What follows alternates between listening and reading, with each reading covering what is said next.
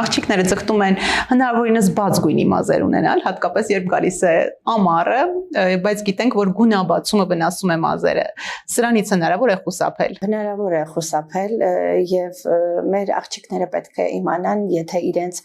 մազերը ուզում են, որ բլոնդ լինի, բաց գունաբացած մազերի մասին է խոսքը, պետք է ներդրում անեն։ Պետք է պատրաստ լինեն դրան, քանի որ գունաբացած մազերը մեծ խնամք է պահանջում, պետք է ճիշտ ընտրեն առաջինը մասնագետին, երկրորդը ճիշտ խնամք պետք է ապահովեն, որովհետև կարող են վարսավիրի մոտից դուրս գալ շատ առողջ մազերով, բայց 10 օր մեկ շաբաթ հետո զգան, որ իրենց մազերը սկսում են գույնը թափվել,